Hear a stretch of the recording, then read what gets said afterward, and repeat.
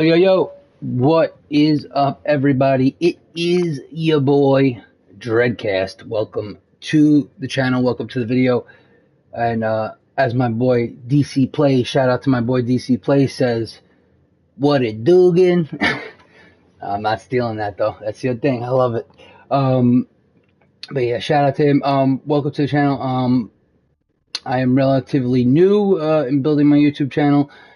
Come check me out. I actually just posted 2 new videos on my intro to Yu-Gi-Oh! Master Duel series. It is part 2 and part 3. Part 1 is already up. So you have now part 1, 2, and 3 up. It's for beginners and returning players who haven't played in a long time. There's a lot of good information in there that I'm trying to break down Yu-Gi-Oh! In a simplified manner as best I can, because it is just very difficult to get into Yu-Gi-Oh!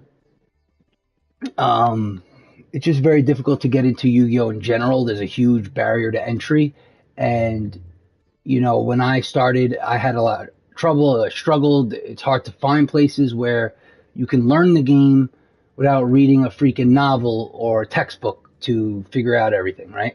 On the surface, it might seem simple, but there's a lot to it. It's very deep. So yeah, go check that out. It's Dread, DREAD _cast, CAST. So that's Dreadcast on YouTube. On my Twitch as well, it's Dreadcast, Dread _cast. Everywhere, Twitter, wherever you can find me, all my socials, they're all under Dreadcast with the underscore in between. And also you could join my Discord. It is Dreadful Gaming. Dreadful Gaming, and once again, the name is Dreadcast. So thanks for joining me. Hope if you like this content, like, subscribe, please. It really helps, and I'll keep banging out more of these videos. And I just like doing it. So the more of you that come out and watch and stuff like that, I really appreciate it, and it'll fire me up to do more and more. And it's not just going to be Yu-Gi-Oh, but right now it's going to be a lot of Yu-Gi-Oh. If it's not your type of thing, that's fine, but it is what it is right now. So for you guys returning players, newer players, check those out. But right now we're going to do a little bit of deck profiling. This is more of a niche thing on a deck that I've recently renewed. Now we have, obviously, a whole slew of stuff has come out over the last update in Master Duel. We got all new selection packs, cards, fields that you can purchase with the gems and play on, sleeves, etc. You got a ton of new stuff. So a lot of new things are happening. I'll probably do a tier list pretty soon, but I'm waiting for Kashtira to come out and be at full capacity. Of course, they screwed us, and they gave us half the archetype, so you can't really make a deck of it yet. But I digress. So I'm going to talk about this PUNK Bystial deck. This is my latest version of it. This is fully up to date. The PUNK deck is just so great. It's so efficient. Just the PUNK engine in general. It leaves a lot of room within the deck to play a lot of hand traps and garnets and just things that really work well with the deck. I play the Bystial version because I just think it syncs really well together, and it's just, the Bystials are just great right now because you got Tearlaments still running around, and it's still one of the best decks, if not the best deck. Dragon Link and Branded, it's good against a lot of those decks. So, I think the best part is it's extremely fun to play. I just love playing this PUNK deck. Pure PUNK, I was having trouble with for a while, especially during Tier 0. Very difficult. But now that Tearlaments has taken a step back, or 2 steps back maybe, I feel like PUNK has, with these new cards like Bystials and what I'm going to be talking about today, Kashtira Fenrir, I saved up over 7,000 gems for this, hoping I was going to get the full deck, but it's not there. But I was able to pluck 2 Fenrirs and 2 Unicorns. I got 1 Rise Heart. But in this deck, I'm just playing the 2 Fenrir and the Rise Heart. And that's really the biggest changes, and I'll explain what it was before and how I break this whole thing down. But I've been playing it recently, and one sad thing is that I was actually, this is season 20 now. In season 18, at the very end of season 18, I actually made it to Master 5 for the first time, which was amazing. It was a struggle, but I did it. And I actually did it with Umi control of all decks, which is actually a great sneaky little deck to play in the current format, but it bricks a lot, so it's a lot of back and forth. You really want to try to play a very consistent deck too. And right now, especially with how diverse the format is, which I think is great. The more diverse the format, the better it is for the game.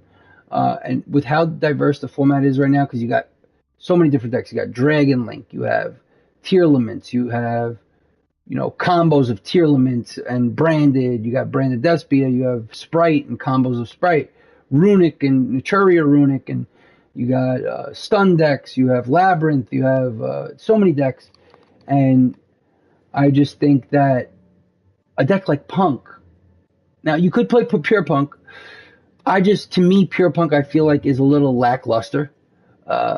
It's missing something, right? It's missing something in my eyes. And it makes it a deck that can be one-dimensional in a sense, where it could be good versus a lot of decks, but there's a lot of decks that can pretty much annihilate it. I like adding the Bystials because it's pretty much a huge detriment to Tearlaments, and you're going to see a lot of Tearlaments. It's a huge detriment to a lot of decks, even Dragon Link. I mean, they're all dark and light. Anything that plays darks and lights, and pretty much the whole meta is dark and light. So this is the deck profile. I'm going to break down the deck profile, and I'm going to show you some replays. And the replays I'm going to show you is me climbing. So, like I said, I made Master 5 at the end of season 18, but obviously that was at the very end. So obviously, I don't know if you got if some newcomers, if you don't know that when the season ends, you drop down an entire rank. So I was in Master 5, I dropped all the way down to Diamond 5. So you go all the way down to the bottom tier of the lower rank. So I dropped to Diamond 5, and then in season 19, I was disappointed because I wanted to really make my Labyrinth deck. So I saved a lot of gems for Labyrinth, and now I saved a lot of gems for Kashtira, and I was disappointed both times, which stinks. Labyrinth, I was disappointed because I was able to build the full deck, basically. I just didn't have enough gems and stuff to build a really good extra deck with like Intess and Garura and cards like that. So maybe I will down the line. And I'm just struggling to understand the best way to play it.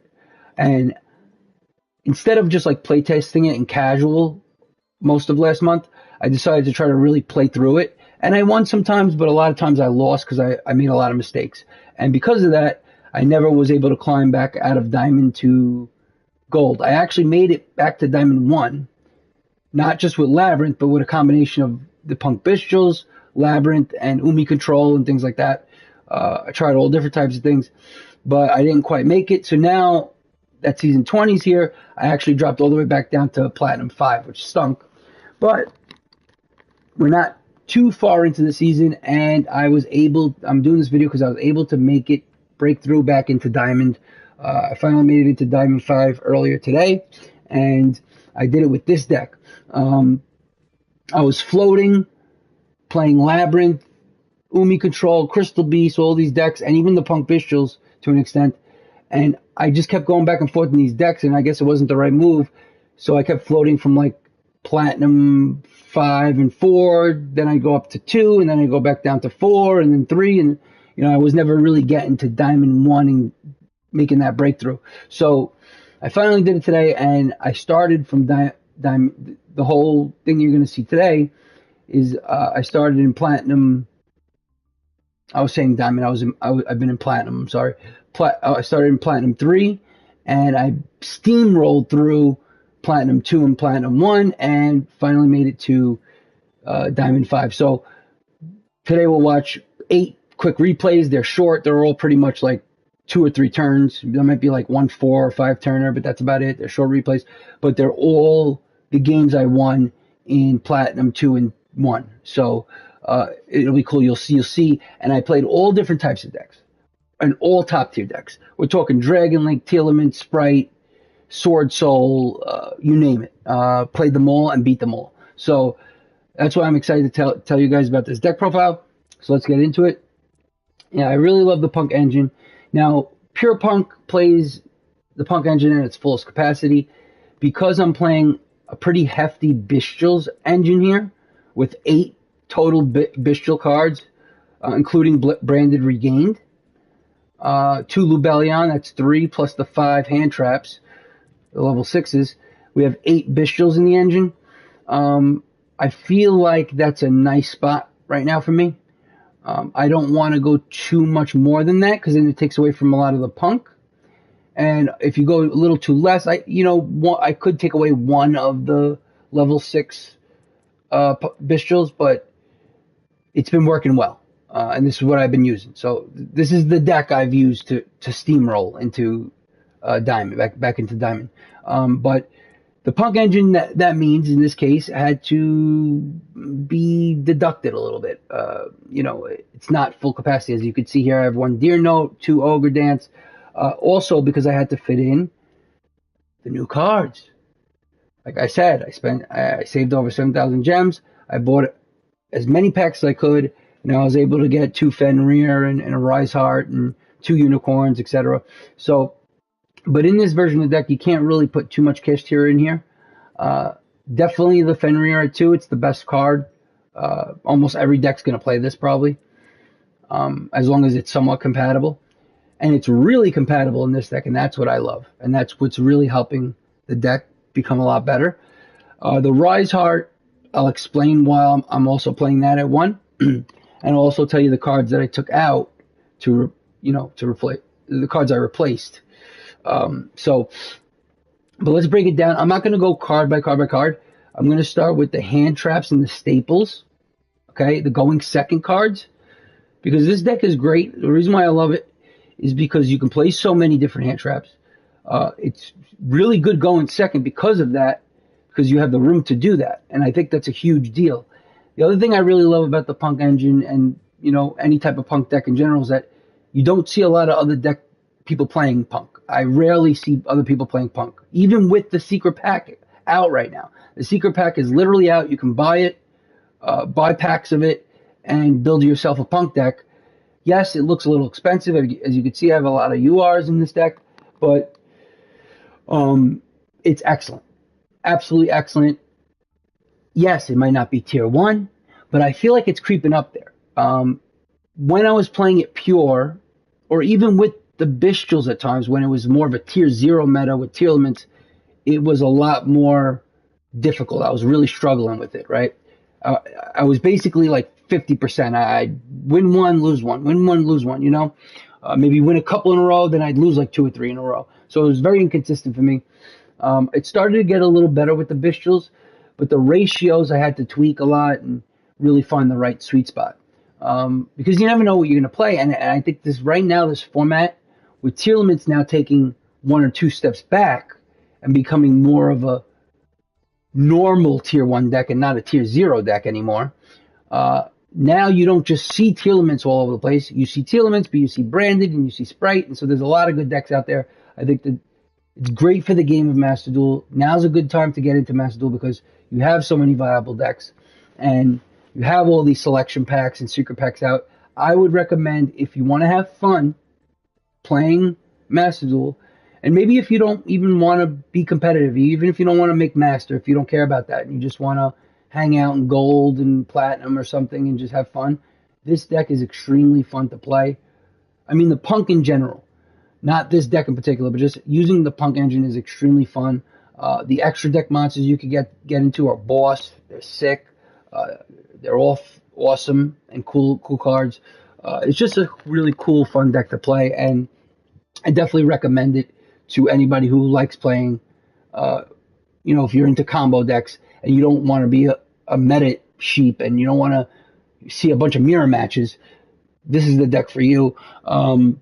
Now, you could tweak it any way you want. You don't even have to use the Bystials. You can make it pure, do whatever you want, but this is the version that works best for me. And the Bystials especially, because you still see Tearlaments, you see Branded, you see Dragon Link, and these are all good against those decks because even though Branded and Dragon Link use these cards, it's also good against them because they're light and dark, and there's just a lot of light and dark out there right now. So take advantage of it while you can before Kashtira comes out at full capacity, where they have literally no light and dark cards. So they're going to be dominant. Anyway, let's break down the deck. It's extremely fun to play. I steamrolled all these great decks like Swordsoul, Tearlaments, Spright, you name it, all the top decks. I steamrolled right through them into Diamond. So that's what I wanted to show you. And here's the deck profile, starting with the hand traps. And that's the real beauty of the deck, is that it's not just good going first, okay? It's very good going second as well, because of the amount of going second cards you can play in this deck while still being able to have such an efficient engine. And I think that's where it has this edge right now, because not a lot of, even some of the top decks are not that great going second. The problem is going first, you really have to be creative, and there's so many different lines of play you can go into. There's so many different situations and things you can do. You have to really use your head, and I like that about the deck.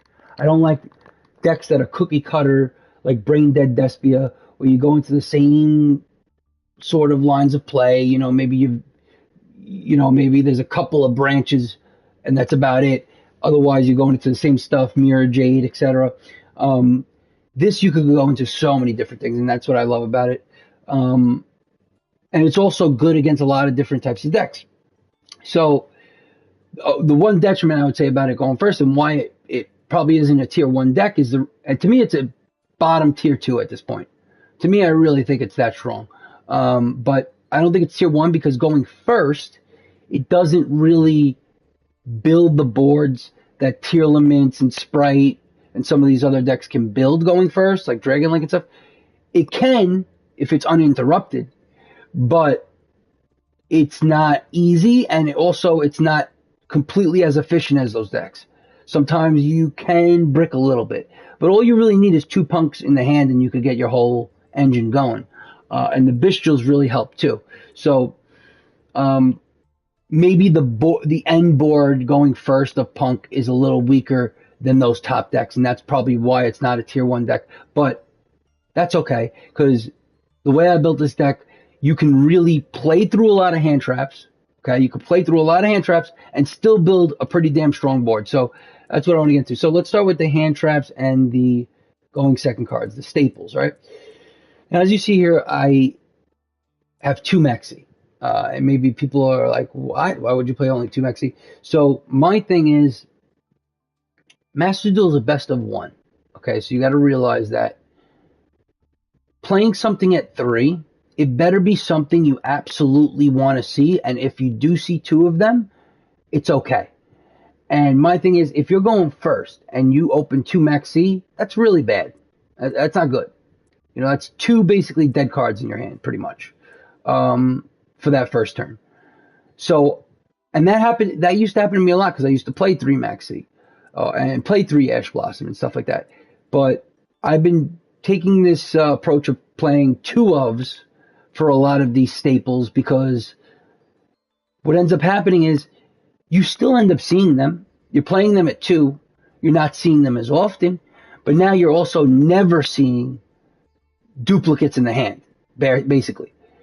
And because this engine has so much room for these hand traps, the amount of hand traps that you have and the amount of going second cards that you have, you're still going to open up likely 2 going second cards, whether it be an evenly matched or a Maxi or whatever. You're going to end up opening 2 going second or hand traps, pretty much all the time. Once in a while you'll open 1, and once in a while you'll open 3, but for the most part it sits around 2, and that's really nice because you're not going to see the duplicates as much by playing everything at 2. You're going to end up seeing like a Maxi and an Ash as opposed to 2 Maxi or something like that, right? Which is really good. You want to see diverse hand traps in your hand. You don't want to see the same duplicates in your hand, right? So that's why I'm playing 2 Maxi. Obviously, Maxi is completely cracked, but what's the big deal? Play it at 2. I'm telling you, it's going to really make a difference.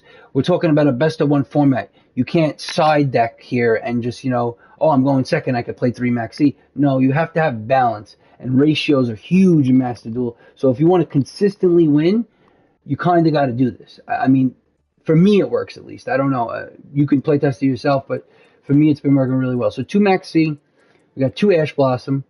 Part of the reason is for what I just said, but also because I also play Ghost Ogre and Snow Rabbit. And if you guys know, obviously, if you're familiar with Punk, like my boy DC plays, he would know, of course.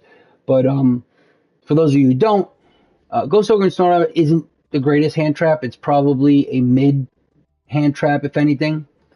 It'll actually become better later on when Kashtira becomes a top tier deck, but it's just so synergistic with the deck. It's so compatible with the deck. It's a level 3 tuner psychic, just like all our level 3 psychic tuners that we already have. So it combines really, like, it's searchable off Jam Dragon Drive. Like, you can literally search a hand trap. So that makes it very valuable. Also, it counts as a card that you can use as an extra bounce to your opponent's hand off of Amazing Dragon. Because Amazing Dragon says you can target cards your opponent controls up to the number of level 3 psychic monsters with different names you control and in your graveyard. So if you have a Ogre Dance in your graveyard or on the field, which, by the way, Ghost Ogre and Snow Rabbit, if it's on the field, you can still use its hand trap effect. It's one of the few hand traps that you can actually use it from the field, which is awesome. And then it counts towards the Amazing Dragon's bounces, which is great. It's also a light, which is a big deal. Light and darks are a big deal in this deck because, one, that's how you're going to be able to summon your Bystials. You need to banish light and dark. So if you're playing a deck that isn't light and dark, you're going to want to use your own light and darks to summon, and we have plenty in this deck, this being one of them. Also, searchable off Chaos Ruler, one of our biggest extenders. It can excavate the top 5 cards of the deck, and it can take 1 light or dark monster and add it to the hand. So it's actually searchable off Chaos Ruler as well. So just a really good little thing to have, and it's still a hand trap. So we have 5 right there. We have the 2 Maxi, the 2 Ash, and the Ghost Ogre Snow Rabbit. Pretty generic stuff. You have 5. Then we'll go to the Bystials, also hand traps. Also really good going first. In the Punk deck especially because you use Ogre Dance and Foxy Tune. That's your main light and dark monsters in the Punk engine. And they discard themselves for cost. And once they're in the graveyard, they're pretty much rendered useless. So they're great fodder. And I don't think a lot of people know this out there. They're some of the best fodder you can have for the Bystials. I don't think Dragon Link and Branded have like easy fodder like this. I'm sure they have to make decisions. Oh, do I want to banish my Fallen of Albaz? Do I want to banish, my Rocket Tracer or whatever? Like they have to make decisions.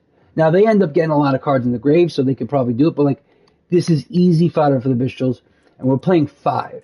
Okay, we're playing obviously the Magnum, the Mutt, the Druis Worm, 1 Saronir. The reason why I'm playing 1 Saronir is because we're only playing the 1 Branded Regain. We are not playing Branded Beast. What I come to find with Branded Beast is that it's a good card because what I really like about it is that it can pop any card on the field, not just monsters. It can pop back row, which is really good against Labyrinth and stuff like that. The problem is the deck can get very convoluted very fast, and you kind of want to focus on certain things that you want to do. So like a lot of times I get too focused on trying to get Lubellion on the field using Saronir and sending it to the grave so I can set Branded Beast and then pull the Branded Regain from the grave with the Branded Beast. It becomes a whole thing, and more often than not I wasn't able to get to it, whether my opponent interrupted me or whatever. So the Regain though is excellent, and it actually works really well with Fenrir and Riseheart because of banishing. Because of banishing, Branded Regain gives you a draw, off any light or dark banishment. And it works obviously excellently with the Bystials. So we got the 5 and the 2 Baldrake, because Baldrake actually is really useful. I've come to find out that Baldrake is excellent. If you could get multiple Bystials out, which going first, you could definitely do it because I have 2 Lubellion as well. You know, and then Baldrake can pitch any light or dark, and we have a bunch of light or darks, to the grave. And if you do that with Druid's Worm, you're getting a banish and a pop, basically. So you're getting 2 removals in one shot. It's really nice. So you don't really need Branded Beast. This is what I mean. All right, so to continue, you have the 5 Bystials. They're hand traps. So that's 5 on top of the 5 we already talked about. That's 10 hand traps right there. Just right there, that's 10 hand traps. But we've got more. We've got 2 Imperm and 2 Evenly Matched. So that's 14. Now, Evenly Matched isn't a hand trap, but it's an excellent blowout going second card. I feel like you need some sort of blowout card in your decks in today's Yu-Gi-Oh! You don't need a lot of them. Maybe, ideally you want to probably play 3. Well, first, Imperm, on the other hand, that's one card you could play at 3 because it's not once per turn. Evenly Matched isn't either, but it's completely dead going first. At least Imperm is good going both first and second. The thing with me is I also play the Punk Trap that is basically an Imperm as well. So I essentially have 3 Imperms. I don't need the third one. So, and mind you, I just said, if you count all the hand traps I talked about, I have 14 going second cards here. 12 hand traps and then 2 Evenly Matched. So that's plenty. I think that's a nice sweet spot. It might even be a little too much. I think 15 would be overkill. I think 12 is a nice spot. I think anything less than 12 would be too little in a deck like this. So I'd say like 12 to 14 is a nice sweet spot. Maybe 13. But I'm playing 14. It's been working really well. Just because I'm playing them all at 2. So I'm not seeing a lot of duplicates, and that's really important. So that's essentially the the going second hand traps and staples that we have. We have 14. That's a lot. That makes it so the deck is actually really viable going second. Now let's get into the Punk Engine real quick. Punk Engine is essentially what it really is if you play pure Punk, but I obviously had to make a lot of cuts because I'm playing things like Assault Synchron. I'm playing Garnets like, Fenrir and Riseheart. I'm playing, 2 Call by the Graves, and so many hand traps and stuff. So, and the Bystials. So there's really not enough room to play the Punk Engine at full capacity. And guess what? You don't really need to play it at full capacity. It's not completely necessary. It's so easy to get through all your Punks so fast. And anyone who plays Punk knows this. Like, you go through all your Punks in one turn like that. Like, you're going to hit all of them, okay? So that's why I'm playing. This is all standard, by the way. 1 Shirakusai, 1 Wagon, 1 Madame Spider. Some people take out the Madame Spider sometimes. I disagree with that because it's a huge card, because it gives you that extra draw sometimes that you need off the field spell. So you get the 3 level 3s right here, and then you get the other 3 level 3s are your 3 Xiamen, your ultimate starter. It gets you to any of your other Punk monsters besides itself, right? So that's all standard. And then I have 1 Deer Note. This is where the discrepancy happens. A lot of people, most people, especially if they're playing a pure Punk deck, are going to play 2 Deer Note. And I've been toying with that. I've been going back and forth, but I've come to the conclusion that 1 is fine. You don't really want to open it in your hand if you're playing 1, especially because then you can't really summon it how you want to. The way you want to summon Deer Note is through your 1 fusion Rising card, the fish. You want to use this to summon your Deer Note and another level 3 so you could really extend further and further. And that's why people play it at 2, just in case they open 1, they always have the other one in the deck, right? If I open 1, that's too bad for me. I got to figure out a way around it. And that's the deck. It's sort of like an all or nothing, go all in deck where, like, yeah, if you open a Deer Note, yeah, you're pretty much beat. You're not going to be able to go into that Deer Note with the fish now. That option's out the window.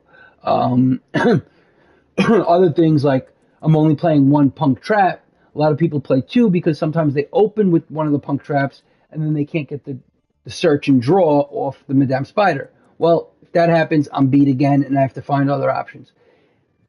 It is what it is, but it works out because what picks up the slack is your other archetype that you're using. This is a hybrid deck. You got the Bystials to pick up the slack, so it works out all right. So you got the 1 Deer Note. You got 3 Foxy Tune, of course. This is like one of your best extenders. You know, it could discard any card, and playing it at 3 is pretty much a must. I also think playing Ogre Dance at 3 is pretty much a must. I would play Ogre Dance at 3 before I'd play Deer Note at 2, because because it's a dark, so it's searchable off Chaos Ruler. It's great fodder for the Bystials, but because of Fenrir and Arise Heart, I had to make cuts in certain places, and one of those cuts was the Ogre Dance. So I cut Ogre Dance at 2. It's not the worst thing in the world. You still see it plenty, and it's still easily searchable, so it's not a big deal. And then we have obviously the 1 Field Spell. This is your power right here. This is your engine right here. This is the core of the deck. And you might be asking, why don't you play it at 2 then, if it's that important? Well, there's just not room. There's just not room to do that. And obviously, you also don't want to. You really don't want to open up with the Field Spell. You don't want to draw it. You want to go into it with Wagon. I mean, it's nice to open with the Field Spell, but it's not ideally what you want to do. You want to go into it through your plays with Wagon. And you can get Wagon out very easily. He gets you the Field Spell, and then, you know, now you're on your way, right? You know, then the deck can really go off. Once you get the Field Spell, you can really start going into crazy stuff and getting all your hand traps and interruptions. Your opponent's pretty much beat after that, as long as they don't interrupt you too much. So you got the 1 Field Spell, and you got the 2 Italy, which I pretty much count as Punk Engine. They're almost like built for Punk. I mean, you know, I mean, they're essential to the deck. They have to be in the Punk deck. If you're not playing this in the Punk deck, you don't know what you're doing. You have to have this in the deck. So this counts, and it's essentially basically 2 copies of every one of the level 3 Psychic tuners that we have. And that's including Ghost Ogre and Snow Rabbit, by the way. So that's another reason why Ghost Ogre and Snow Rabbit's good. And then the last thing is the Punk Dangerous Gaboo, which is your Punk trap, which is an imperm, which is a really great trap. You have a searchable imperm going first. It's amazing. Okay, so if you count, you got 3, 6, which is standard. You got the 6 level 3s. You got the 1 Deer Note, which I cut the corner there. You know, I made a deduction there. So that's 7. And then I have the 3 Foxy Tune. That's 10. The 2 Ogre Dance is 12. I made a little deduction there. You got this Field Spell is 13. The Trap is 14. And now that's pretty much all the punks. But then you got the 2 Italy, so that's 15, 16. So you got about 16 total punctions. I think that's enough. You could probably use 17 or 18, probably add an Ogre Dance or add a Deer Note, whatever you want to do. But for me, with the Fenrir here now we have a renewed deck with such a great level 7, which is amazing for going into our level 10s. And you'll see this in the replays, right, and stuff. So also just a great card to have in the field. It's like a boss monster itself. It literally banishes when the opponent does a monster effect. It's pretty much a quick play banish of any face-up card your opponent controls. Not just a monster, any face-up card. So, excellent, right? So that's your Punk Engine. You got 16. You add that with the 14 going second cards, and you have 30 cards right there. So, you know, 3/4 of your deck is Punk and hand traps and going second cards. The rest is for the Bystials and the Garnets. Excuse me. So Bystials, we're playing 8. 8 total Bystials. Wait, I'm confused at this point. 14. Oh, I'm sorry. Yeah. So the Bystials, what's beautiful about the Bystials is they're part of that initial 30 because they are hand traps as well, right? So it's beautiful because they coincide. So they become great going second cards and great going first cards for the Bystial engine part of it. And we're playing like a bare minimum Bystial engine if you're using Lubellion. Obviously, the bare minimum would be to play like, a lot of decks just play like Magnamut Druid Worm, and like a Boldrake or something like that. They'll play like 3 of them. That's like something like Tearlaments would play like that, something like that, because they can't utilize Lubellion and Regained as much. But Regained is great for this deck. It's huge. And we cut Beast because this is essential. It's a great spell, continuous spell. 2 Lubellion because, like I said, if you notice, I'm playing a lot of things at 2. That's just because of the ratios. It's just because you don't want to see too many duplicates. I don't want to see 2 of this in my hand. I just don't. The only things I'm playing at 3 are the absolute essentials, the core, archetype, engine cards that you need. Otherwise, everything else is being played at 2 pretty much. So you have the 5 Bystials, which are part of the initial 30 with the hand traps. You got the 2 Lubellion and the 1 Regain. That's 8. So we got 8 Bystial engine. We got a small little Bystial package, but not too small. You're going to see it. And that's the beauty of it. So, and it really works in tandem with the Punk engine really well. Sometimes you can use the Bystial engine to bait out, like you use Lubellion to bait out an Ash, and then they waste their Ash, and then all of a sudden you can go into all your Punk plays. They don't even know you're playing Punk yet, you know? It's just really cool. It's really nice. So that's the other 8, but I said 30, and I included these 5, so basically, you add the 3 other Bystial parts, engine parts, and now you have 33, and then there's 7 more spots. 2 of those spots go to Call by the Grave, which is essentially like having hand traps and, going second cards, except it's a going first card. So, but it's an excellent going first card, and it's something you absolutely need in a deck like this. This is a highly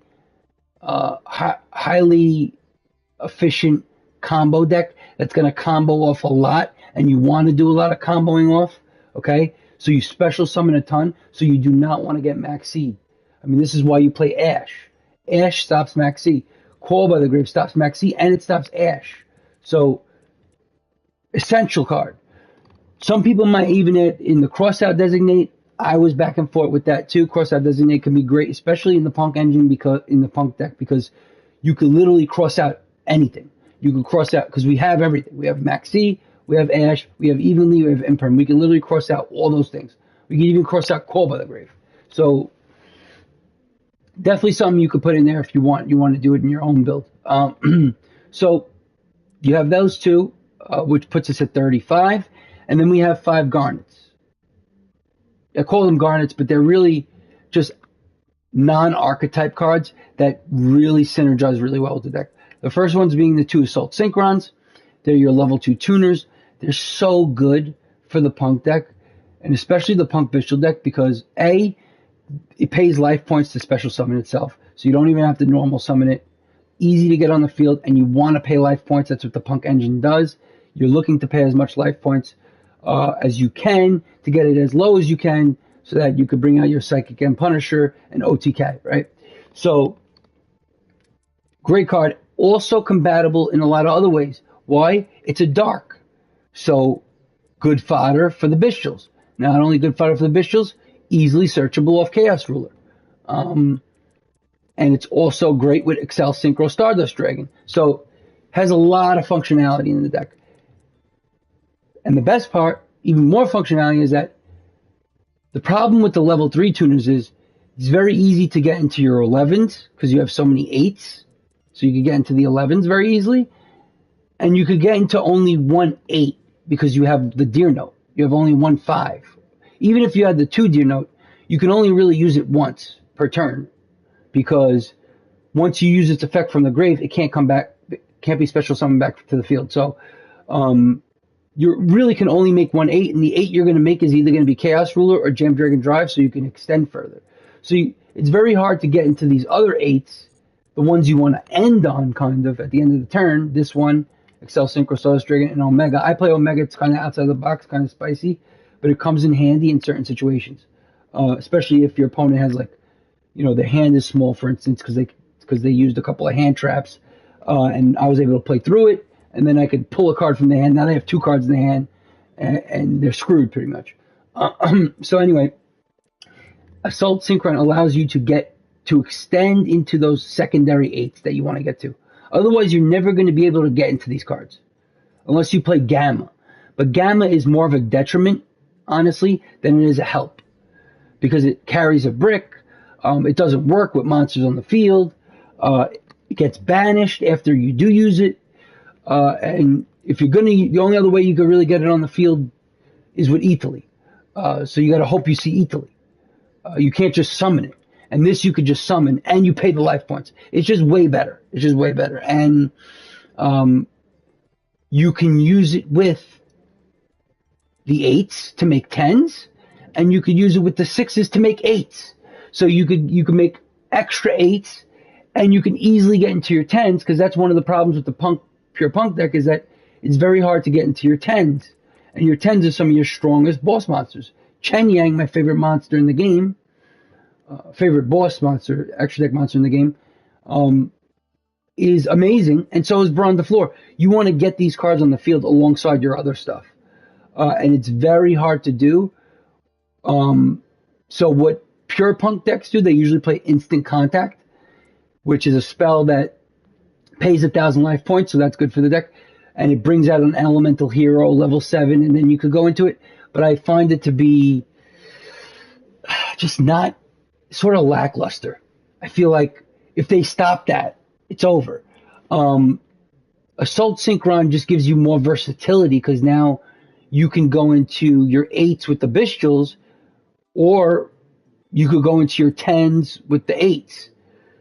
And then you could go into your 8s with the Bystials with Assault Synchron, and then go into Synchro Stardust Dragon, and then this card brings the 2 back, and then you could go into a 10 whenever you want. And usually you're going to do that on your opponent's turn. You make Stardust Dragon, and you could even leave Stardust Dragon on the field if you have other 8s, because it does come in handy. It protects you from destruction. And even if you do have to use the Stardust Dragon, you use the Stardust Dragon and the level 2 on your opponent's turn by tributing this, because it's a quick effect. And then you could bring out a Barone or a Chen Yang that's completely unaffected by card effects. People don't realize how good this card is. I just don't understand how they don't realize it. I think they just don't want to spend UR points on a Stardust Dragon, because they're like, oh, it's not that good of a card, right? It's so generic, right? Well, I don't use it like that. I use it for this effect that's unbelievable, and sometimes it just comes in handy having this. You might not even have to use this as the fodder to get to the level 10. Maybe you have Chaos Rule on the field, and you can use that instead. And if you just read the last sentence or the last paragraph of this card, it says, for the rest of this turn, the monsters synchro summon by this effect. And by the way, you immediately synchro summon Stardust Dragon, and then you can immediately synchro summon into any other synchro monster you want, as long as you have the material for it. Usually it's going to be one of the level 10s. And then for the rest of this turn, the monsters synchro summoned by this effect are unaffected by your opponent's activated effects. So you basically get another Psychic M Punisher on the field. Basically invulnerable, okay? So imagine having an invulnerable, unaffected by card effects Brawn the Floor that already is an Omni Negate, and it also pops cards in the field, and it's a 3,000 attack monster. Same with Chen Yang. Imagine having Chen Yang unaffected by everything, even though it can, even though it's already protected from destruction by its own effect. Now it's protected from everything, okay? And it's a tower, because if there's even 4 monsters banished, this thing's 3,400 attack, 3,400 defense. I mean, it becomes a huge play going second, and every time I do that going second, my opponent either loses just because it's too overwhelming, or they scoop. It happens like 9 out of 10 times when I go into that. Now, I don't always go into that. It's sort of like a 1 in 4 or 5 games type of thing, but it happens, and when it happens, it's a W. Like, it's a W. So, yeah, Assault Synchron, absolutely crucial. Once again, I play it 2, because you can't special summon. You don't want to see 2 in the hand, okay? You can only special summon 1 of them. And you certainly don't want to see 2 in the hand, because if you have 2 of these and then you have a bunch of other level 3 tuners, you can't make anything then. Then you're screwed. And that will happen from time to time. That's the one issue I'd say with this deck, is that there's so many different level monsters. You have level 3s, level 2s, you have level 5s, you have level 6s, level 8s, and then you got level 7s. There's so many different levels that sometimes you could end up getting screwed. But honestly, it happens to me 1 out of maybe every 7 games or something like that, where I kind of like, oh, I got a really bad draw and I have a bunch of weird levels that don't match up. It's rare, so don't worry about it too much. It's worth it to have this card, and it's a great garnet. But then you also have, so this just gives you a lot of options for your extra deck off of the Bystials, like I said, and the level 8s. But now you have Fenrir, which is huge. Now I replaced the cards I replaced to put these 3 in. Okay. Well, let's say for the 1-for-1 part, I only have 1 of these because I could special summon this off of this. I could search this from this, and then I could special summon it. So that's beautiful. And it becomes a level 7, by the way. This becomes a level 7 when it does its effect on the field, which banishes, by the way, which plays into the Chen Yang thing, right? Which is great. But the card I replaced basically with these, the 3 cards I replaced were 1, Thunder. So Thunder, the Ascendant of the Thunder. I was playing this for a while. It actually worked out pretty well. I was playing it only at 1 though, because you really don't want to. You really don't want to be paying 3. You have to pay 3,000 life points to special summon this thing. You don't want to pay that twice. That's basically all your life points. So it was sort of a tricky situation, but it comes in really handy because you pay 3,000 life points, and then with the other life points you pay from your other punk cards, you'll be down to like 2,000, 2,500 life points. And if you have the Psychic and Punisher out there, your opponent cannot just crash into you. If they do, they lose the game. You know, it becomes like a blowout card, sort of. But I'll easily give that up for the Fenrir, which summons itself when nothing's on the field, no monsters are on the field.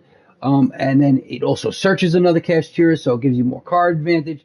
And then it has its unbelievable effect that when it attacks or when an opponent activates any monster effect, mind you, any monster effect, not just a monster effect on the field, a monster effect in the hand, the graveyard, the field, doesn't freaking matter. From space, any monster effect, and you could target 1 face-up card your opponent controls and banish it face down. And that's any card that's face-up, not just monster. Any card face-up, it's banished. Also plays into the Chen Yang thing, by the way. So I love the synergy with the banishing and stuff. Banishing is also just extremely powerful. Now, I am playing the 2 Fenrir, you gotta, right? So the Ascendant of the Thunder was one of the cards I replaced. One of the other ones is the Ogre Dance. I cut 1 Ogre Dance, so I deducted the Punk engine a little bit, but that's okay because the Punk engine is just so efficient. That's what I keep trying to reiterate. It's such an efficient engine. Even if you make a couple little cuts here and there, it's not going to really affect the deck that much. The Deer Note one could really be something that could get in the way sometimes, but it doesn't come up that often, and it's really not that bad. The other card I cut, it wasn't Branded Beast, because I already had cut Branded Beast. I think it was Crossout Designate, because I really liked Crossout Designate with this deck, because there's so many things you could Crossout Designate. But then I said, why do I need so many of these niche, like, hand trap, staple-esque type cards? I have so many already. I don't need another one. It's unnecessary. 2 Call by the Graves is fine. If it just so happens somebody hits me and I don't have the cross out, so what? I have Call by the Grave. It stops everything else besides Imperm. So if I get hit by an Imperm, whatever. We could play through that. It's not a big deal. And then that's it. So basically, I cut a cross out. I think I had a triple tactics talent, actually. I think I cut a cross out and I put in a triple tactics talent, 1. And then I cut the triple tactics talent. I cut the 1 Ogre Dance, and I cut the Ascendant of the Thunder, and added these 3 Kashtira, and it has made a world of difference so far. I mean, I haven't playtested it that long, but basically every game I've played so far with it, I've won. And now I'm going to go into the replays, because I basically added these cards when I was already in Platinum 2, but I think I was like 2 wins away from Platinum 1. I think I might have lost 1 throughout that whole time, but I won the 2. I think I might have lost one at one point, and then I won like 4 in a row and made it right into right into diamond. So really good, man. I mean, just so good. And that's the main deck right there, man. A lot of 2-ofs. I think that it just works really good for ratio purposes, consistency purposes, whether you're going first or second. It just works. It has been, at least for now. We'll see as I make the diamond climb when I start playing really good players and really good decks. And by the way, I played all really good decks, by the way, this whole time. You'll see in every one of these replays. But as I go through diamond, I know diamond starts to get really tough. It's like a real jump up. So real quick, we'll go over the extra deck. Make this quick. Obviously, you got the Rising Carp. This is your ultimate extender, basically, or your beginning extender from the extra deck. It's also the choke point of the deck, so you have to be very careful when you summon this. They hit you with Ash on this, or if they imperm you on this, you're pretty much stuck and you're in a really bad spot. Pretty much screwed. But if you do resolve this, you're popping off, okay? There's a lot of all or nothings in this deck, but because you have so many different cards that you can play and different engines, you can play around it. It's weird to say. You have to see it in the replays. It's hard to explain. Stardust Dragon is obviously just the fodder for Excel Synchro Stardust Dragon, so that you can go into your completely invulnerable, indestructible, completely untouchable level 10s. Omega is my little spice level 8 that I go into sometimes. Usually I go into this when my opponent, let's say, try to hit me with a Nash, and he does, let's say, and then he tries to hit me with a Maxi, and I call by the grave it or something. So now he just wasted 2 cards. He's got 3 cards in the hand. He's not gaining any more cards. I might go into Omega and just steal another card from him. Now he's got 2, and I could still build a pretty good board. So it's pretty much, if I could get to Omega, I'm pretty much in a really good position, right? So it's like a cherry on top, sort of, level 8. Then you got the Chaos Ruler, obviously, and Jam Dragon Drive. These are essential. These are your secondary extenders after Rising Carp. This is what you're going to go into after Rising Carp, either this or this. And basically, how you choose which one you go into is very simple. It's whether you got the field spell or not. If you don't have the field spell, you're using Chaos Ruler. If you do have the field spell, you're using Jam Dragon Drive, as long as you're able to get the draws off of it. If you already got the 2 draws off the field spell, then there's no reason to go into Jam Dragon Drive. Then you might as well just go into Chaos Ruler. So majority of the time, a lot of times I end up going to Chaos Ruler, but it's probably like 60-40. These are like 2 extremely important cards. Shen Shen. Shen Shen I play because it's honestly just the best level. The level 9 synchros out there are garbage, by the way. They're all bad. I can't find a good one. Some people play that Ravenous Croco Dragon, whatever thing, but I think Shen Shen's much better. Obviously, it's a UR, though. But it's basically a floodgate. Any card sent from the field to the graveyard is banished and said, and that's, like, I'll go into it in a pinch if I have to. I really don't want to go into this card, to be honest with you. Going second, maybe. It's really good going second, because then you could stop popping your opponent's cards on the field and destroying them with attack, and they're all going to go into the banish pile. So that's where it comes in handy. But it comes up. It does come up, because you will be in situations where you have a level 3 and a Bistral on the field, and you might not have too many interruptions. You might have to go into it. But you don't really want to. It's just more of like a backup plan type thing. It's that weird level 9 spot. Also, funny enough, the Assault Synchron with the level 7 can go into the 9. So you could actually make it off of Assault Synchron too. So definitely useful. 2 level 10s are like your 2. These are your big boss monsters. These last 4, the 10s and the 11s. Barone, everyone knows what Barone is. Best generic synchro monster in the game. Omni Negate, I don't have to explain it. Chen Yang, completely cracked. Completely cracked. My favorite boss monster in the game. Amazing Dragon.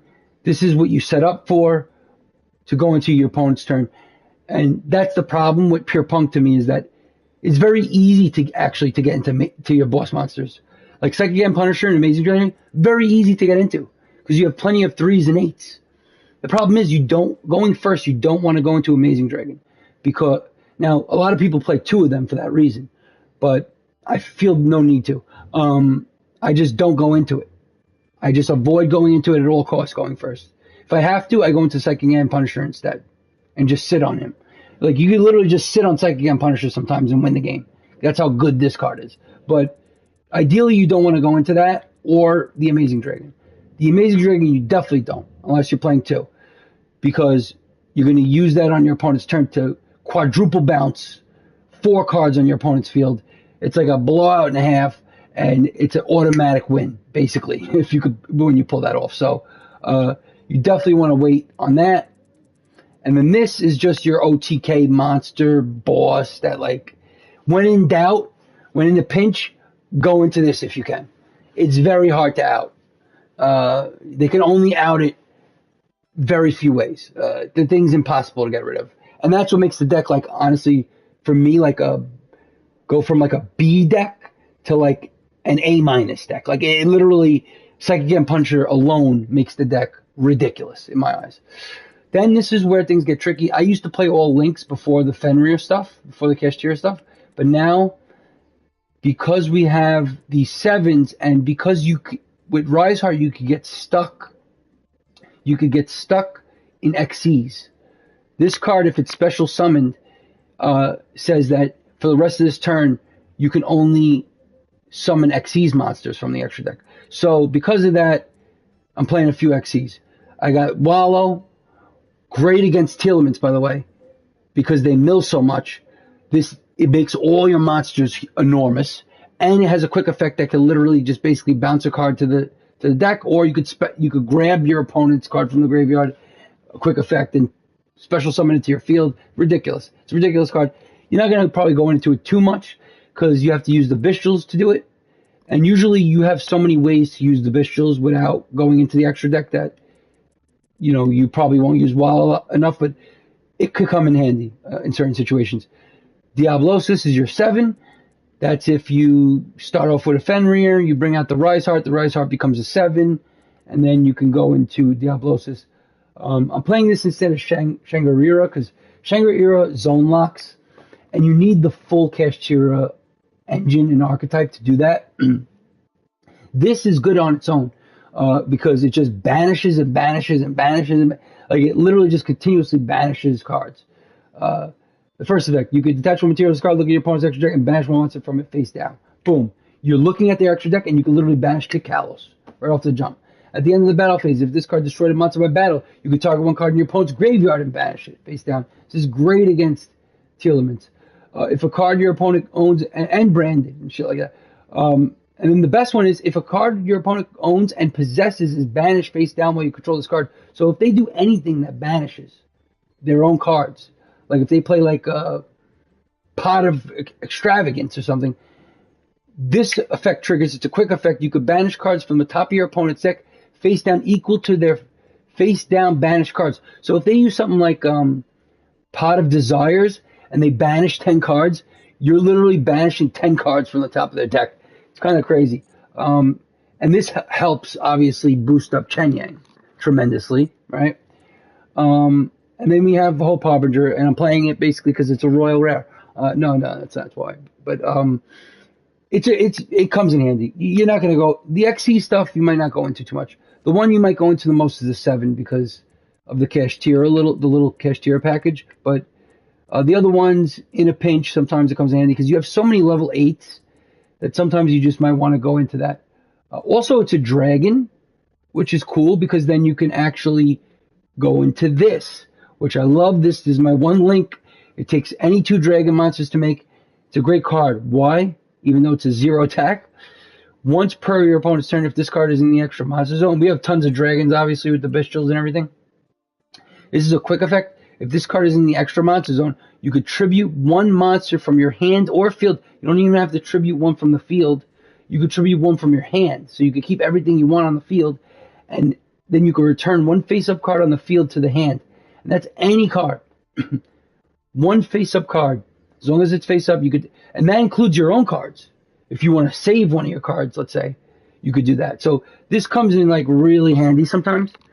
If you have like a lot of Bystials on the field and you have no interruptions, you could just link off into this, and then you have an interruption now. So really cool stuff. A lot of this stuff is for, a lot of these boss monsters are for going first, because honestly, going second, all you really need is Psychic Again Punisher and maybe Chen Yang. I guess that's about it. Everything else are for setting up to go first. So there you go. That's the deck. Now let's watch the replays. That was long enough there as it was. I apologize for that, but I really wanted to break it down for you. It really is a great deck, and I'll show you why right now. Hope you're enjoying. And if you're interested in the Punk deck, get on that secret pack before it expires, because then it's going to go away, and you're not going to be able to do it again. So you could see right here, I was in 2, Platinum 2, and so this was the first match. Won 4, these 4. I don't know if it was 4 in a row. I think there was a loss in here somewhere, but I know these last 4 were 4 in a row. So let's see it. Let's confirm the opponent's deck first. Let's see what we got. Labyrinth, starting off against a pure Labyrinth deck with a little bit of furniture in it. Pretty weird, but pretty solid Labyrinth deck. Beat him in 3 turns. Let's see how it went down. Try to do less talking this time. I'm freaking losing my voice. Sorry, everyone. I gotta go to bed soon, too. I'm pretty tired. All right, here we go. But I'm excited about this deck, I'm telling you. All right, check it out. Here we go. So we're going first. We open up. We got a Maxi in hand. See, sometimes you might open up 2 Maxis. That'd be terrible. We Ogre Dance. Always you do that first. Get Xiamen. Normal summon Xiamen to get Foxy Tune. Foxy Tune sends itself to the graveyard. And the Maxi. I'm pretty ballsy there. I go all in, kid, to bring out the Shirakusai. Shirakusai gets us to the fish. I love doing this. Choke point. They could have stopped me there. The fish goes back, tributes itself for the Deer Note in the Wagon. We get the field spell. Field spell comes out. We synchro those 2 off into Jam Dragon Drive. Why? Because we still have to get 2 draws off of the field spell. So we don't want to go into Chaos Ruler there. Now 2 effects pop off. First we get the draw, the search off Jam Dragon Drive. We get the Madame Spider. Shirakusai off the Deer Note. We actually get off the draw, we get the Ghost Ogre and Snow Rabbit, so we actually get a hand trap. Madame Spider gets us. At this time, I was using the pop spell trap. And then we get another draw, and we get an Ash Blossom. I mean, look at the advantage of disruptions we're getting off of the field spell. It's insane. And then we made Chen Chen, which is pretty interesting. Then we set 3 pass. We got 2 hand traps. Let me pause this for a second. So look what just happened, okay? I mean, look at that advantage. That's why it's okay that you don't have a crazy board. That's fine, because you're going to end up with so many interruptions off that field spell sometimes. I literally have a Call by the Grave for the graveyard. I have an Imperm. I have a field pop, because I have a Punk on the field, so I could pop anything. I have an Ash Blossom and a Ghost Ogre. That's 5 interruptions right there. We got this as a floodgate, and then we have the Jam Dragon Drive and the Shirakusai, which can go into the Amazing Dragon and blow, do the blowout play, which I think is what happens here. And then he scoops, I think. So first he tries to use his Shangri-La. I Call by the Grave it, say nope. And he had to discard a card for that. So that's -2 right there. That's devastating. -2. That's gone. He sets 4 because he's playing Labyrinth. At the end phase, I go into, this is great against Labyrinth, the Amazing Dragon, and actually I was only able to bounce 3, but because I have the field pop, I popped the last one, and he's completely screwed. GG's. Oh, and I didn't have Kashtira stuff yet, by the way. Scoops it. So I had the Ascendant of the Thunder there, as you could see. So this is before I even got the Kashtira stuff, by the way. So the deck is powerful. You don't just need the Kashtira stuff. I think the Kashtira stuff just like brings it up a notch, to be honest with you. All right, game 2. We are playing Spright, and we're talking. I don't know why Wind-Up Kitty's in here, but I guess the Melfi Spright version, but pretty standard. And he's got some Bystials. He's got Ghost Bell. He's got some Maxis, triple Takistan. This is a pretty solid deck. He's even got double cross. So I don't mean to copy it. So this should be interesting against this Japanese player. And what was it? What did it say? 2 turns? I think I'd destroy this kid. Also, again, I think I would go first here. So, like, you'll see going second, though. You'll see going second. But against Spright, Spright, like, has to go first. Like, going second is bad for them. But when they go first, they're very hard to beat. So we open up all monsters, all gas. We send 2 to get the Wagan right away, to get the field spell, because I like to do that. Normal summon Xiamen, get Ogre Dance.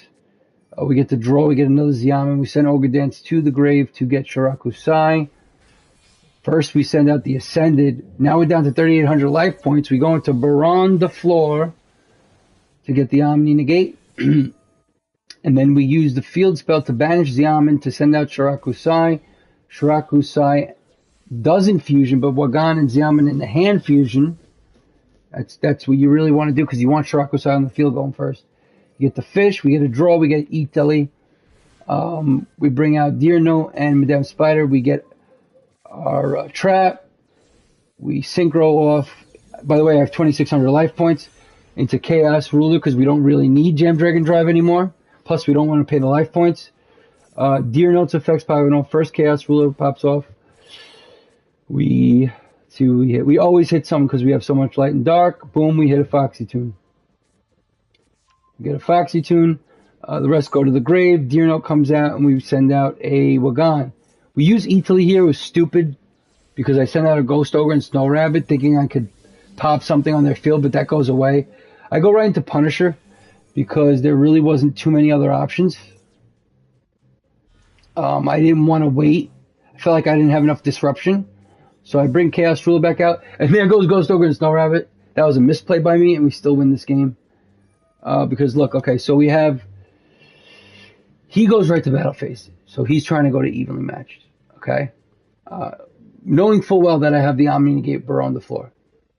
Now look, because of the Thunder, the Ascendant of the Thunder was able to hurt me so bad with everything else that I have 2,600 life points. Look at the massive attack on Psychic and Punisher.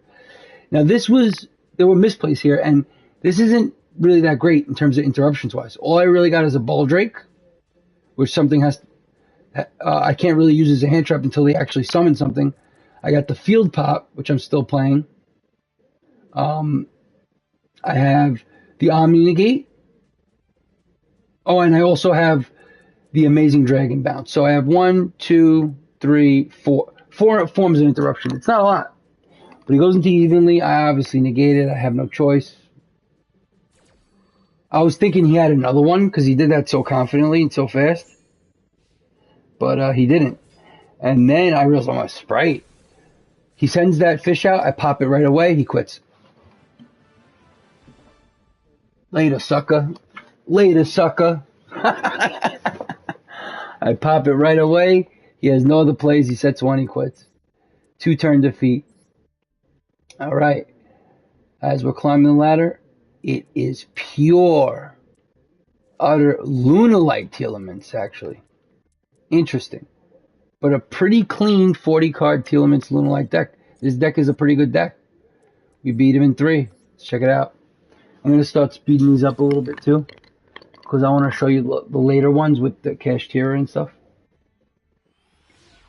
which I think came up in like two or three of the matches. I think 2 of the matches. I still don't think we have Kashtira here yet. Once again, I guess I keep going first. I guess doing well going first. We have Lubellion, so we get Magnemite. I send out Shirakusai first. He maxes. So that's not good, because I can't stop that now, right? So what do we do here, right? And we're playing Tearlaments on top of that. We go into the fish. He Kekbecks it, bounces it back to the hand. Huge interruption. I use Magnemite to send out, and then Lubellion to tribute it to get the regained. I set 1. I do that to go into a rank 10, which is obviously going to be, I think, oh no, it's Chen Yang. I decided on Chen Yang over Brawn the Floor, and so it's actually pretty good. Even after him maxing me, and look, he has 1, 2, 3, 4, 5, 6, 7, 8 cards in hand, Kekbec on the field, and he bounced my choke point, which was the fish, the rising carp. So 2 major things, which was the maxi and that, and I'm still going to beat him here. And I don't have too much interruption. I mean, Chen Yang can be an interruption off of Baldrake. Baldrake is an interruption. Imperm's an interruption. And Regained could sort of be an interruption. And you're going to see Regained comes through in the clutch here too, I think. So we'll see right now. Oh, he draws another card. He's got 9 cards. So he Forbidden Droplets to hit my Chen Yang. Smart. Sheeran comes on the field. That pitches cards. He's got Merly and he's got Sheeran both in the grave popping off. Regained because of the summon allows me to bring out, and I use Boldrake at the same time. I chain Boldrake because I want to banish his fusion when it comes out, right? So he's fusion off. He's trying to go into Kaleido Heart because he wants to bounce. He wants to bounce to Chen Yang, which he will, but I'm also going to banish his Kaleido Heart. This is where Boldrake comes in real handy. I pitched the Magnemite. Regained also because a Letter Dark got banished. I try to use the Chen Yang play. I also imperm Kaleido Heart. So I actually do save him. But Chen Yang's effect doesn't work. So I saved him with the imperm. I also banished the Kaleido Heart. And what was that was just negated? Kaleido Heart was negated, yeah. So now he's still doing more plays. Now I have no interruptions left. I'm done. So now he's just got to build his board. What does he do? Let's see.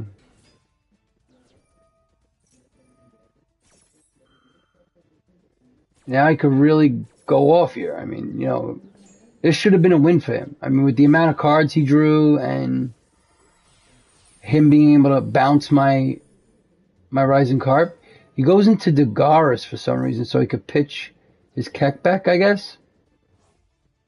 Maybe Lunarlight's not all it's cracked up to be. He's getting a bunch of Lunarlight stuff. He targets a card in the grave, special summons it. He is linking that off into Spright Elf to send out Blackwing. Weird. I guess that's how Lunarlight works. That Lunarlight card keeps summoning cards from the grave. Merly comes back out. Now he's linking again into Dark, which he could have used, by the way, but he doesn't. To go into Nightmare Griffin. This is such a strange line of play. And he sets Super Poly. Crushes my Chen Yang. Passes. End phase. And he's got 2 set cards. But he's got no Tearlaments on the field. I banish his fucking his Fairy Tale Snow on the end phase.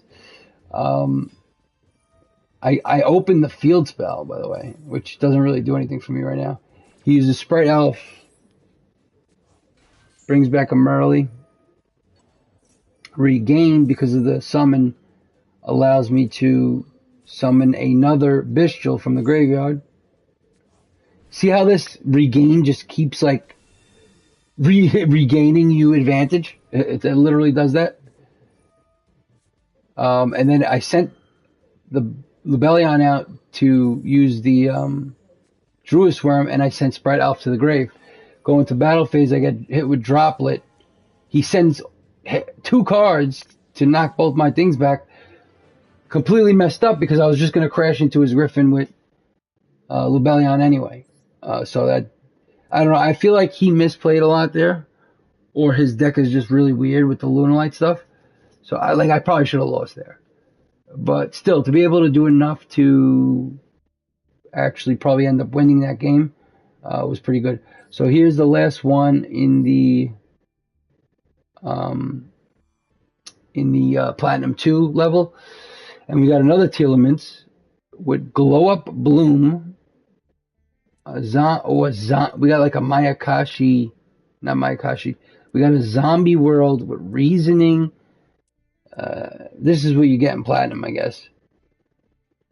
But I think this is actually a pretty good match, if I remember correctly. And I don't think it's because, like, I think I go second here. So let's see what happens. I don't know if I have the Kashtira stuff yet. I know I'm going first, but I do open a kind of wonky hand. But see, one punk can get you to all your plays. That's the beauty of it. Get the Xiamen, Foxy Tomb, we pitch the Wagon. We're not going to get to the field spell. I basically gave up on the field spell by pitching Wagon. We get to the Rising Carp. Send that. My opponent has no interruptions. I get the... still playing the field pop, by the way. I mean, it's been working. It seems like, so maybe I should play it. Chaos Ruler. When in doubt, Chaos Ruler. When you don't got the field spell. Oh, and we get an Ogre Dance. We could have even got the Assault Synchron because we already have one. We send Wagon back out. Then we finally get the field spell. But now it's pretty much too late to get draws. But we can summon Ogre Dance with it. Summon Assault Synchron. Synchro off into a 10. And that is Baron de Fleur. See how Assault Synchro comes in such handy? Also, we banish 2 to bring back out the Chaos Ruler. We use the 3 and the 8 to go into Psychic and Punisher probably. Yep. The Punisher comes out. And that's how we end. Really not a great ending, but we do have 2 interruptions in hand. We got a Maxi and an Ash. We got the Field Pop. We got the Omni Negate. And then we just have an absolutely unstoppable monster into Psychic and Punisher. So I Maxi on a Sheeran. Now I start drawing. I get a Lubellion. I hit him with the Ash on his Rhino Heart because I say, in my head, I'm like, listen, I'm going to hit him on everything he's got at this point because I don't want him doing anything. I completely use my negate on his Tearlaments Grief. He is linking off into the Dark Charmer. He's going to grab, I think, my Ogre Dance or something. Yeah, he grabs my Ogre Dance, which really doesn't do much for him. But then he's able to summon more cards from the graveyard. A Plague Spreader Zombie. And he makes his own Baron de Fleur. And he's going to pop my Baron de Fleur. But look how much drawing is going on right now. There's no way he's OTKing here. So I'm just getting huge advantage right now. You see how many cards I have in my hand right now? Spright Spring comes out. I don't know why he got rid of Baron de Fleur. It's an Omni Negate. Why would you... I guess he wanted to go really far into his plays.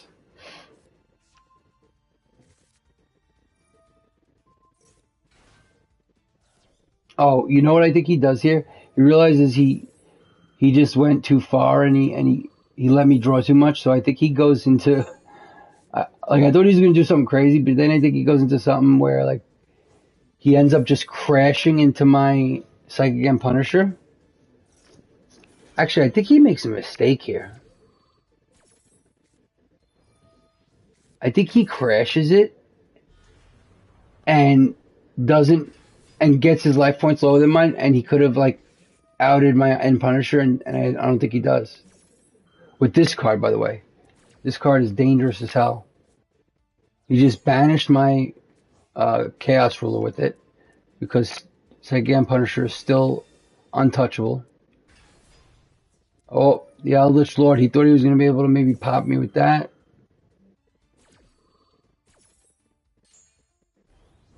He tried to banish me. He couldn't. He crashed into me with Sprint. That was his opportunity to banish, to hurt me, because now his life points are much lower than mine. Now I could do a million things here at this point. He should have banished my Punisher. I think he could have. And I think instead, right? So he does use the banish effect with that card. And I think instead, I use all my cards here for some reason. Send out everyone to confuse him and shit. And he banishes my freaking... He could have banished my second Punisher. I don't think he realized that. And instead he banishes... Oh, I popped his zombie world and that was it. I think he messed up there because he should have banished my second Punisher. Even if he did, I think I still would have won. I mean, look, I still have... I could see I still have 7 cards in hand. Like, I was still winning that. So that got us to 1. And then we have another Spright, Runic Spright, with For Hire in it. For Hire, Runic Spright. Good solid deck.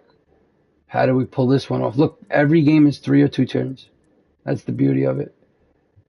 So how did we pull this one off? Let me make sure this is the right deck again. Sorry. Right. I really don't remember how we pulled this one off. So far, every game I've gone first. There's got to be games that I've gone second in. There's no way every game I went first. I know I went second in a lot of these games. I'm going first here again.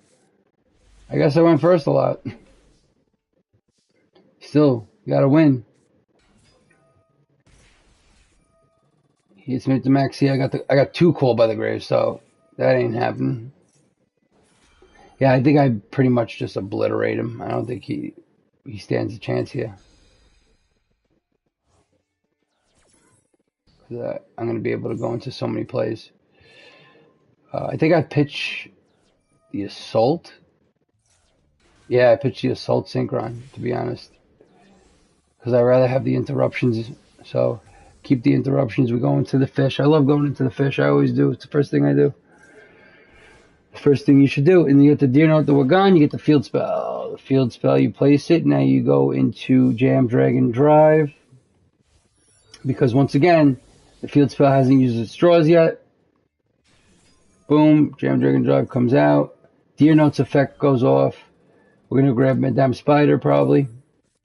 Yep. Deer Note's going to send that Shirakusai, of course. We're going to get a draw off that. We get Magnamot. See how beautiful that is off that draw? Now all of a sudden we're into our Bestial engine. Now we get our trap, and this time I'm playing the Imperm part of the trap, and then we draw into another Imperm. And then we send out Bestial Rebellion. We set 3, including 2 Imperms. We get a Baldrake and a go. Dude, insane. He's got 4 cards in hand. I Called by the Grave his freaking Maxi. We have so many interruptions. This is what you're looking to do. This is basically how you want to set the board up. You just want as many interruptions as possible. You got the Baldrake. You got the Ghost of Earthstone. That's 2. You got 2 Imperms. That's 4. Called by the Grave, 5. And then the Shirakusai, Jam Dragon Drive into Amazing Dragon, 6. I could have went into Shen Shen here. I'm not sure why I didn't. I'm really not sure. I think I just didn't want to. There's a reason why I didn't. I don't remember what it was. He tries to max C. I let it go anyway because I didn't care. I don't know why he would do that. He uses Fossil Dig, and then he uses Fossil Dig again. I remember that. So he's getting his For Hires. He normal summons that one. I Imperm it. He's done. He has no chance. He pitches it with this card. Rookie For Hire. Sends out Beat Bladesman For Hire. He gets Mayhem For Hire. He's doing all his For Hire stuff right now. He targets something from the grave. I Call by the Grave it. Now his Rex For Hire. Ooh. He avoids it. That's twice. And then he scoops. I think he just realizes that it's going to be almost impossible to overcome that. But it looks like every one of them have been going first so far, so that's like worrying me. Even my deck's really not that good going second. Let's see. And we're playing a pretty standard, pretty clean cut branded bestial, like pure branded bestial deck here with red reboot, just in case he plays Labyrinth. So let's check this one out. This one should be good. There's no way I'm going first again here. Tell me I'm going first again. Nope. First going, second game. Let's check it out. I think he bricks, actually. I think he actually does brick here. And by the way, look. I could have Ash Blossomed that, by the way. Oh, now we got Kashtira. Fenrir's in hand, boys. Fenrir is in hand. It's exciting. Now, this is what I mean about the two ofs. Look how nice it is going second. I got an Imperm and an Ash. That's really good. That's a good position. And we still got plenty of cards to play on our turn, and we're going to get a draw. I let him do his Lebellion play. I just let him do it. And he ends phase, which makes me think he has a ton of Bystials in hand, right? But he had to have bricked a little bit, right? I mean, so I said regain, Fenrir comes out. I think he scoops right here. Yep. He immediately scooped on the Fenrir.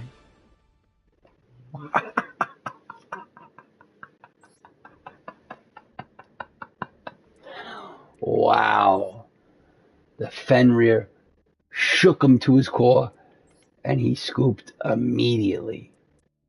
I mean, he did kind of brick, I guess, but like, he had a fully capable branded Bestial, branded Bestial deck. Like, he had no excuse, you know. And I felt like he quit too early. I literally just summoned one card, you know. All right, last two. Tearlaments with some Bystials. Pretty solid Tearlament deck. These are all top decks. They're all top decks. They're not crap decks. Some of them were a little weird. The Lunalite one and whatever, but the only thing that's worrying me is I keep going first. I'm going first again. That time I went second and he bricked, so. But you guys, you could tell, I always have plenty of interruptions. If I was going second right now, it would have been fine. So I'm not worried about going second. Emax sees me on my Ethelite, and once again, that goes through. That's bad for me. So once again, I send out Gozogre and Snow Rabbit, and it gets banished. I literally just set 2 and pass. So basically, it's like I went second.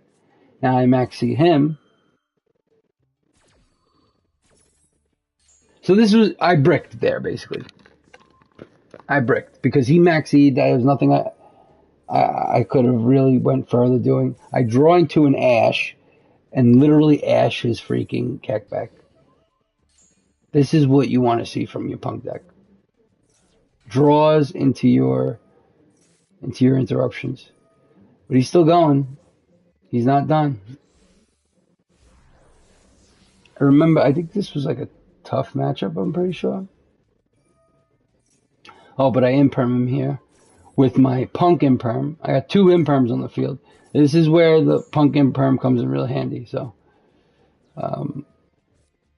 he pitches that and says Dear Note and a couple of cards back to the thing. He normal summons Diviner of the Herald, and I imperm that. Stop him in his tracks. I don't want him OTKing me, you know, because it's his turn, and he could OTK me at this point. So I was trying to avoid that. And now I used up all my interruptions, but that's all he could do. So it worked. And I was able to draw 4 and get basically a full hand again while he's sitting there with Kalos and Spright Elf. So we get Lebellion, we get Druis Worm, so that we could basically get rid of his Spright Elf. But he uses his Elf play to screw me over. So I can't use Lebellion. And he's going to get his Diviner of the Herald in the field, which is going to give him synchro opportunity. So I Italy in response because I want to get the jump on him. Oh, and then he Kekbecks and mills 5, gets into his fusions. He's going to get Rukalos out there. Now we're going to have a see, this is going to be tough. Oh, he's got a Royal Rukalos. He thinks he's cool. Our life points are getting real low now. So now you know what's on my mind. Psychic and Punisher time. This is what's on my mind. Alright, I draw off the Wagon because I played him first because he impermed him. Because Wagon gives you a draw. And we just have too many cards in hand.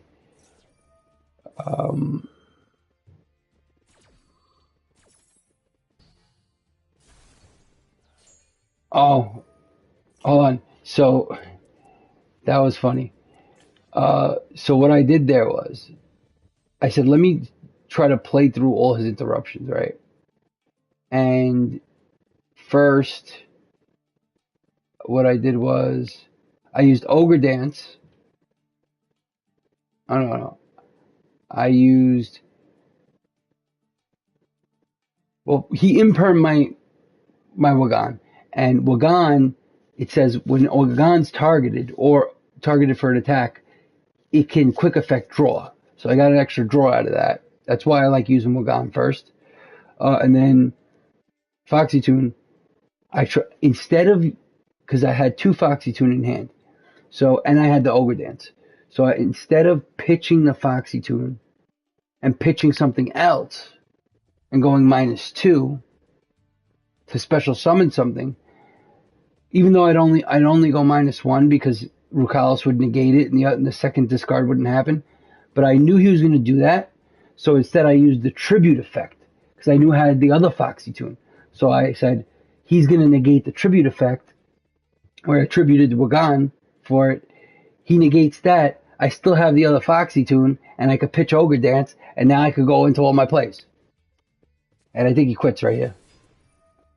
Because he realizes, oh fuck, he has another Foxy Tune. He's got Shirakusai. He's going into the fish. It's all over. That was a good one. That was a funny one. All right, last one of the night, boys, and then we'll call it a night because we've been doing this for a minute. And what was the match that took me in? Swordsoul. A pure, beautiful looking Swordsoul deck. Like, this is a good looking Swordsoul deck, right? Like, this is the most efficient possible Swordsoul deck you could play, I think. Except for, I don't know why the hell he's playing. I don't know about that, but all right, 3 turns, and this was the one that got me into Diamond. I think this was a good one, actually. Oh, I go second here. I know I go second here, and I know I have Fenrir here. Yep, Fenrir in hand. I remember this. And we got interruptions. We got a maxi. See, you get at least 1 interruption. But this time I decided to wait and not use it in the draw phase. I said, let's see what we're playing first. And I said, oh, Swordsoul, perfect. They definitely don't have triple tactics talent. So maxi it is off the Moyi, but he does have Call by the Grave. So there goes my interruption. And now I'm down to 4 cards. So things aren't looking good. Things are not looking good here. Because Swordsoul could be very difficult to deal with when they go first. So now he goes into his Chiksao. Of course, Chiksao. But for some reason, I think he gets a draw here, and I'm pretty sure he passes after this.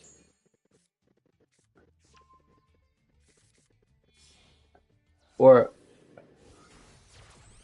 yeah, he summons this and passes.